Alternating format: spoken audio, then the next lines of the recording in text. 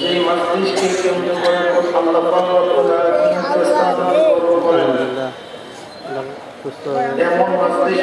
বছর গবেষণার তৌফিক আল্লাহ পাক দান করেছেন। শুকরিয়া দেন সবাই মিলে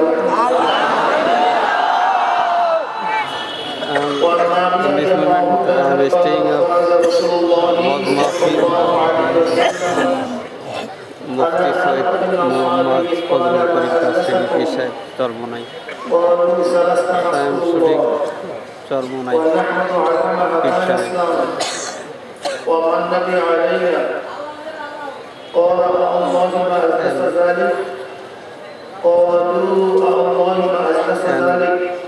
I am capturing in this was not camera.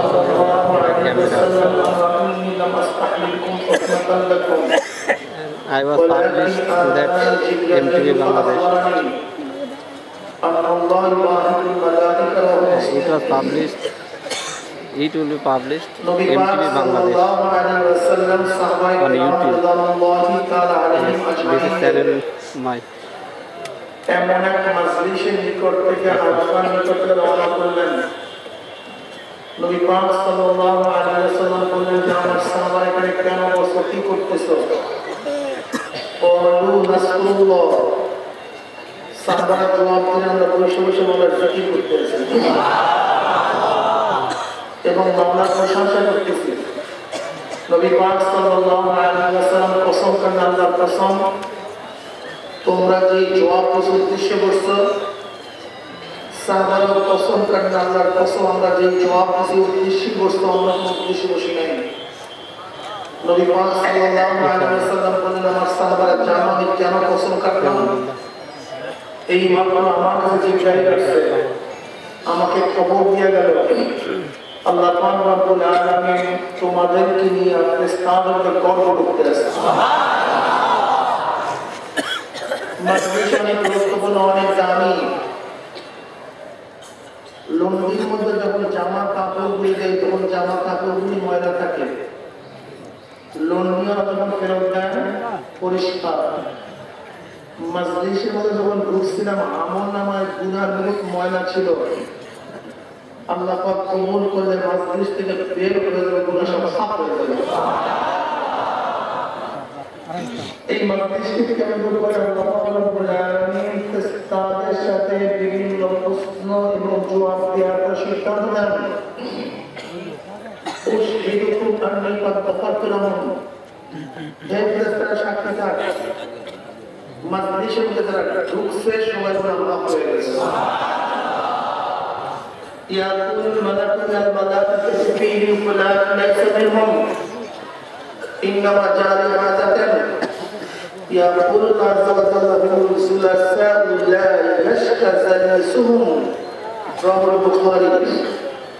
কে কোন কারণে ঢুকছে দেখার বিষয় না, ঢুকছে আল্লাহ পাক করে দিয়েছে। মাজলিস অনেক গুরুত্বপূর্ণ, সুবহানাল্লাহ বলছেন না? নগদ আমলনামা 1000 নেকি লেখা হয়েছে।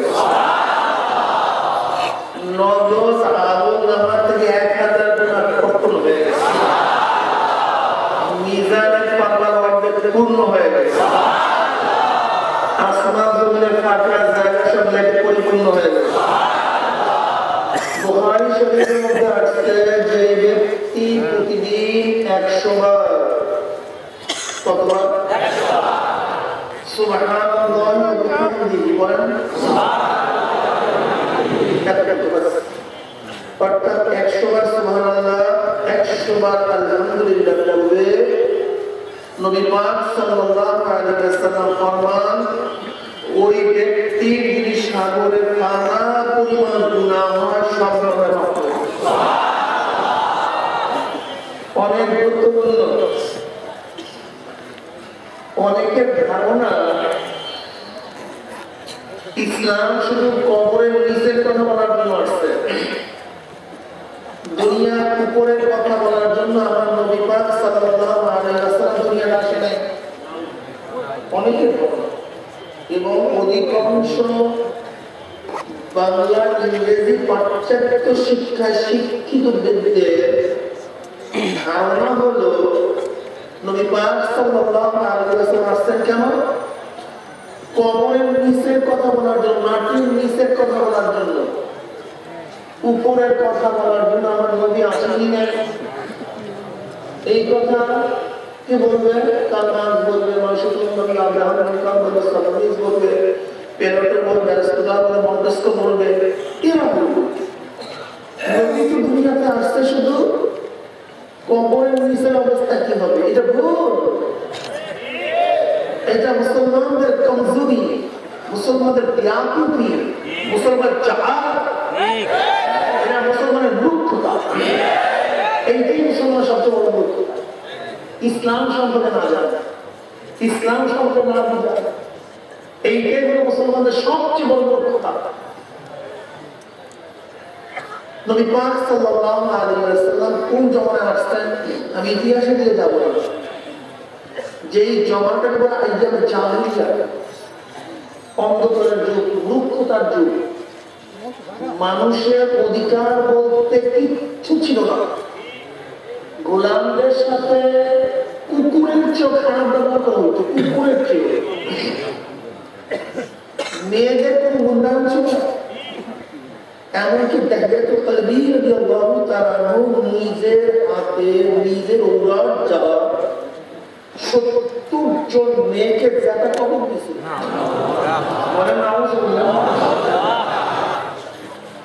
চুরি, ডাকাতি, হিংসা, হাসাদ, মারামারি, কাটাকাটি সামান্য, একটু সামান্য, একটু কারণে বৎসরকে বৎসর, শত বৎসর পর্যন্ত যুদ্ধ চলতে থাকে, যেখানে ন্যায় বিচার মধ্যে কিচ্ছু ছিল না। जिसका लाठी उसका देश, जिसका ताकत उसका हुकूमत। যারা সমাজ প্রধান ছিল, সমাজ প্রধানদের কাছে সমস্ত জিম্মি ছিল। আমার নবী পাক সাল্লাল্লাহু আলাইহি ওয়াসাল্লাম আসার পরে তিনি বললেন, অচিরেই আমি এমন একটা সমাজ উপহার দেব, মদিনার থেকে হাজরামাউত, মদিনার থেকে মক্কা পর্যন্ত একজন মেয়ে একা একা হাঁটবে, কিন্তু ইফতিজিনের শিকার হবে না, লুণ্ঠিত হবে না। কি বুঝলেন? হাদিস জ্ঞানী না, এই শত শত কিলোমিটার এরিয়ার মধ্যে একজন লোক চরিত্রহীন থাকবে না, একজন লোক দরিদ্র সীমার নিচে থাকবে না, সব দরিদ্র সীমার উপরে চলে যাবে। পকেটে পয়সা নেই, নিজের পকেটে না থাকলে অন্যের পকেটে টাকা দেবে, নিজের পকেটে পয়সা থাকলে অন্যের দিকে টাকা পয়সা মানে আছে, গুন্ডেগুলোর প্রয়োজন আছে, সব দরিদ্র সীমার উপরে চলে যাবে। সমস্ত যুবকরা চরিত্রবান হয়ে যাবে। এক যুবক মুরব্বী শিক্ষিত, র্যাপিড অ্যাকশন ব্যাটালিয়ন, জনগণ যদি কোনো অবস্থাতে দুর্ভোগে পড়ে, সমস্যায় পড়ে, তীর বাজের মতো গিয়া র্যাবের থেকে করবে, মানুষকে বাঁচাবে, এর নাম র্যাপিড অ্যাকশন।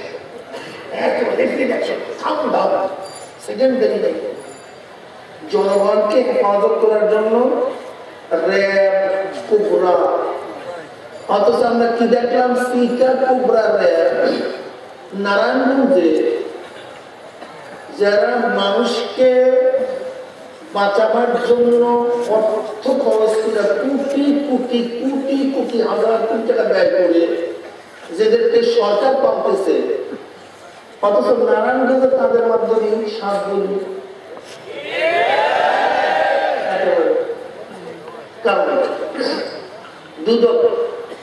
দুর্নীতি দমন কমিশন, আমরা কি দেখি?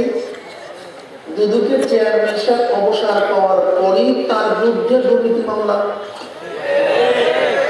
আপনাদের শরীয়তপুরে আইজি ছিল, এই যে মাথা ইন্টার করছে শহীদুল্লাহ সাহেব, শহীদুল্লাহ সাহেব, একসাথে হজ করছিলাম ওই সরকারি মেহমান হিসেবে, একসাথে ছিলাম প্রায় 15-20 দিন, খুব ভালো পরিচয় আছে। তিনি মাদকের বিরুদ্ধে জিরো টলারেন্স ঘোষণা করেছে, বাংলাদেশে মাদক রাখবে না, মনে নেই? কিন্তু আমরা কি দেখলাম? পুলিশের সদস্যরাই মাদক নিয়ে ধরা খায়। আজকে বিচার যেখানে ইনসাফ পাবে, যেখানে মানুষ সব জায়গা থেকে মাহরুম হয়ে আদালত মানে ইনসাফ দেওয়ার জায়গা, ন্যায় করানোর জায়গা, অথচ আমরা দেখি টাকার বিনিময় ইনসাফ বিক্রি হয়ে যায়। কি হয়ে যায়? ইনসাফ বিক্রি হয়ে যায়। ইনসাফ থাকে না। ইসলাম বুঝি না, সমস্যা আমাদের মূল সমস্যাটা ইসলাম বুঝি না, ইসলাম আমরা বুঝি না। আমরা এই প্রিজনের বিরুদ্ধে আইন করছি, প্রাইম মিনিস্টার ঘোষণা করছি প্রিজন করলে তাদের 14 বছর জেলে যেতে হবে, তাদের ফাঁসি ঝুলাতে হবে। অথচ আমরা কি দেখলাম, 3 বছরের কন্যা সন্তানও আজকে বাংলাদেশে নিরাপদ না। এর কারণ টাকা। আজকে বাংলাদেশে যেই পরিমাণ টাকা বরাদ্দ হয় 70% টাকা চুরি হয়। 70% মানে 100 টাকা বরাদ্দ হলে কাজ হয়। এগুলো কি দেখলাম, একটি রাস্তা পিছন থেকে পিচ ঢালতে ঢালতে মাথা নালা রানি পিছন থেকে কি অবস্থা। কারণটা কি? এই সমস্ত গবেষণা আমাদের মধ্যে কারণটা কি? আসলে মূল সমস্যাটা ভাব সমস্যা আমরা জানি। ইসলাম কিসের জন্য আসছে আমরা বুঝিও না, জানিও না, বুঝতে চাইও না। এটি মূল সমস্যা। পরে গাধা নামধারী মুসলমানের গোষ্ঠী, তোমার মাথার মধ্যে রুটির টুকরি বোঝায়, আর তুমি একটা রুটির জন্য অন্যের ধরে ধরে হাঁটতেছো, অথচ মাথা করে রুটি বোঝায়। খবর নেই অন্যের কাছে তোমাদের কাছে গোটা দুনিয়া শাসন করার যে কিতাব আছে, যে আদর্শ নীতি আছে, দুনিয়ার তার কাছে নীতিও নাই, আদর্শ তোমার খবরই নেই। এর মূল কারণটা আইনের দ্বারা শুধু মানুষকে কন্ট্রোল করা যায় না, যতক্ষণ পর্যন্ত আমরা ভয় মানুষের মধ্যে ভয় করে না। চরমের মুড়ি ডাকাত ছিল, মুড়ি মর্দ তওবা করছে, বয়ান শুনছে। কি বয়ান? হক করে এবার আল্লাহ পাক মাফ করবেন না। যদি এই ব্যক্তি হক নষ্ট করতে সে মাফ না করা পর্যন্ত ব্যক্তি তো বুঝে আসছে। একদিন ওই মুড়ি দিয়া এক হিন্দু জমিদারের বাড়ির কাছে জমিদারের পাও ধরে গেছে। জমিদার সাহেব আমাকে মাফ করে দেয়। কি ভাই বুঝি না শুনি না, তুমি খট করে আমার পাও ধরে গেছো, তুমি একজন দাঁড়িয়ে মানুষ, পাও ছাড়া কি মাফ করবো? তুমি কি অন্যায় করছো? তোরা আগে বলেন মাফ করবেন কিনা। মাফ করবো আগে বলো অন্যায় কি করছো। যদি অন্যায় না জানে তাহলে মাফ কিসে করবো? মাফ করবো কিন্তু অন্যায় করো। কোন অমুক তারিখ আপনার বাড়ি থেকে ডাকাতি আপনার মনে আছে? তোর মনে আছে মানে আমার সব শেষ। তোর মনে না থাকা বুঝিস? অবশ্যই মনে আছে। ডাকাত কিনছে না তো কি বুঝবে? বন্ধ করা। ওই ডাকাতের সন্ত্রাসের নামই তখন বুঝতাম না, দিন সম্পর্কে বুঝতাম না, জানতাম না। দিন সম্পর্কে বুঝতাম না, জানতাম না। হুজুর বলছে যতক্ষণ পর্যন্ত যার হক নষ্ট করছে সে মাফ না করা পর্যন্ত আমরা কোনো মাফ করবেন না। কাজে ডাকাতির পয়সা যেই পথে আয় সেই পথে নাই, এখন কিচ্ছু নাই। কিন্তু আপনার মাফ না করলে আমার কোনো উপায়ও নাই। তখন জমিদার সাহেব বলতেছেন তোমাদের মাফ করবো, শর্ত আছে। তোর কি শর্ত? টাকা পয়সা সব আমার বাড়িতে আসবা, তোমরা পাকাবা, তোমরা খাবা। এই আমার মেহমান যদি হয় তাহলে মাফ করবো, তাহলে কেন? তাহলে খুশিতে তোমাদের ভয় ঘুমাতে পারতাম না। আজকে আমরা তোমাদেরকে হেদায়েত করে দিচ্ছে, এই খুশিটা আমি তোমাদেরকে একবার খাওয়া। ভাইও ঠিক বুঝেন না, কেউ বুঝেন না। আইনের মাধ্যমে কোনদিন মানুষকে শাসন করা যায় না। যতক্ষণ পর্যন্ত মাওলার ভয়। ইসলাম প্রথম কি চায়? ইসলাম প্রথম চাচ্ছে নিজে আগে সংশোধন হও, তারপর সংশোধন করার চেষ্টা করো। তুমি নিজে সংশোধন না হইয়া অন্যজনকে সংশোধন করবে,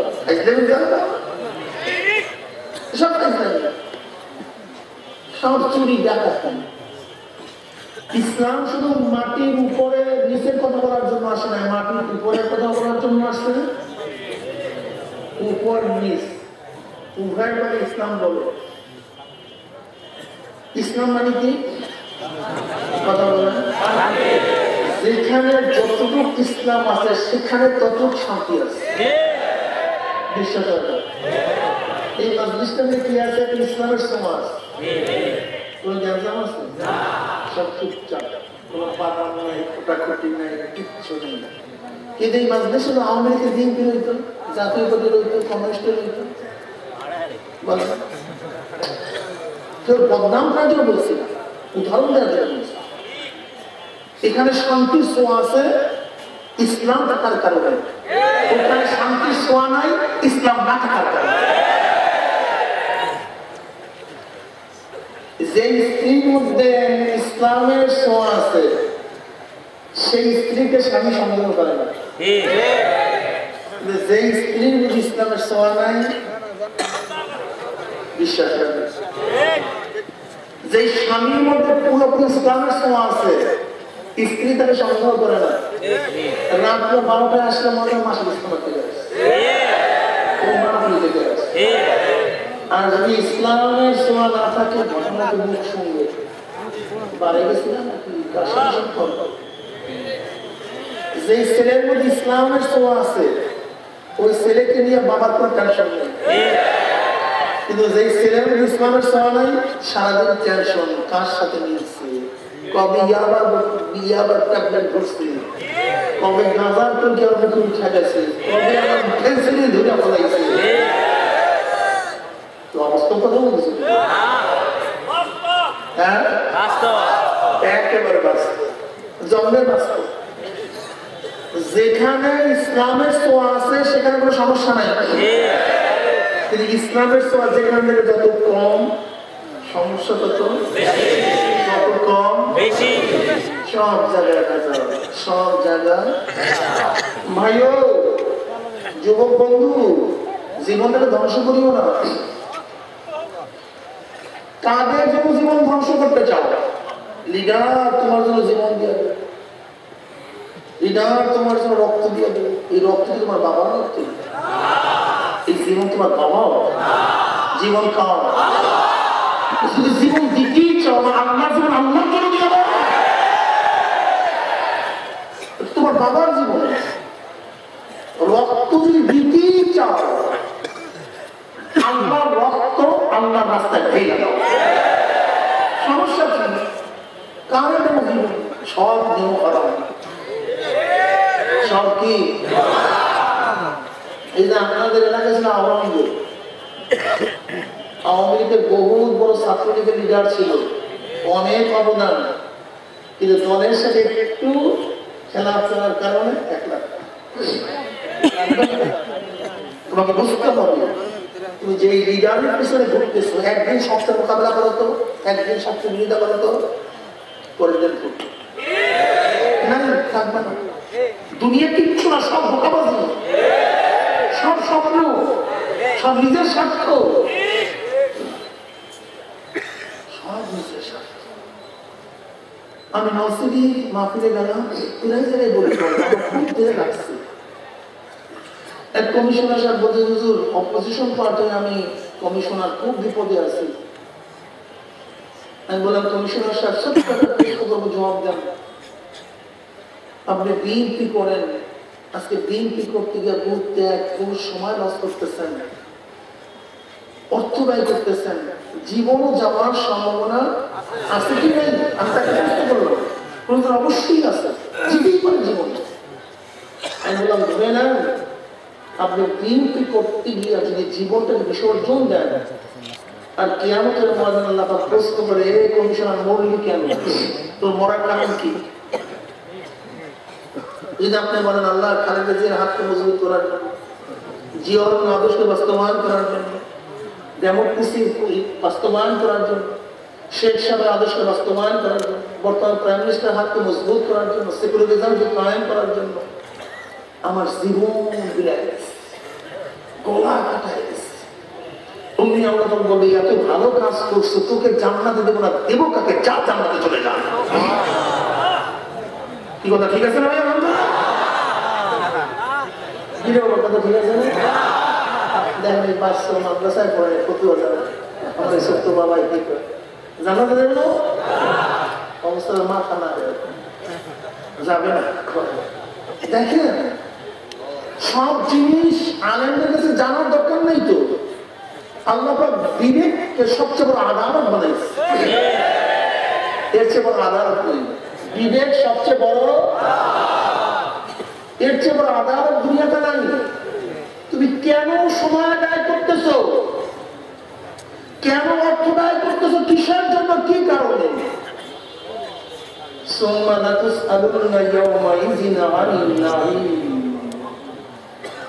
সমস্ত নিয়ামত সম্পর্কে আল্লাহ জিজ্ঞাসা করবেন, খুটিয়া খুটিয়া খুটিয়া খুটিয়া খুটিয়া খুটিয়া খুটিয়া খুটিয়া। রাগ করিয়েন না বাবা, এখানে মানাবার জন্য আসি না, শোনাবার জন্য আসছি। কিসের জন্য আসছি? আপনার মানতেও পারেন, না মানতে পারেন, সব আপনার ইচ্ছা। দাওয়াত হিসাবে আসি নাই, দায়ী হিসাবে আসছি। আমাদের কাজ দাওয়াত দেয়া, মানেন অথবা নাই মানেন হিসাব নেওয়ার দায়িত্ব আমার না, আমার আল্লাহ। কিন্তু আমি বিশ্বাস করি আপনি খাসরাত দুনিয়া ওয়ালা আখিরাত। যারা দুনিয়ার পিছনে ঘুরতেছেন, সময় ব্যয় করতেছেন, অর্থ খরচ করতেছেন, সব নফস এবং শয়তানের ইত্তেবা করার জন্য, অনুসরণ করার জন্য। শান্তি চান মানুষ তো, শান্তি এই যত কাজ করে সব তো শান্তির জন্য। কিসের জন্য? আজীব ব্যাপার, আপনি টুপি ছাড়া শান্তি পান, আমি টুপি দিয়ে শান্তি পাই, চাটাও শান্তি। আপনি দাড়ি কাটিয়া শান্তি পান, আমি দাড়ি রাখিয়া শান্তি পাই। আপনি প্যান্ট শার্ট পরিয়া শান্তি পান, আমি রং পাজামা গায়ে দিয়ে শান্তি পাই। আমি নামাজ কাজা করিয়া শান্তি পান, আর আমি নামাজ কাজা পাগল হয়ে যাবে। জিন্দিগিতে মনে পড়ে না, পানে খাওয়ার পরে, বসে আসার পরে, মোকাম্মা পাওয়ার পরে সজাগ হয়েছি, আর ট্রেনে থাকি, সফরে থাকি, কোনদিন নামাজ কাজা হচ্ছে আলহামদুলিল্লাহ মনে পড়ে না। মুসলমান নামাজ কাজা করতে পারে না। আপনি যেরকম বাদাম খেয়ে আজানের সময় শান্তি পান, আর মুসল্লিরা আমার মাওলার কুদরতি পায়ের মধ্যে কপালটা ঠেকাইয়া সেজদা করার শান্তি পান। তুমি গান বাজনা শুনিয়া শান্তি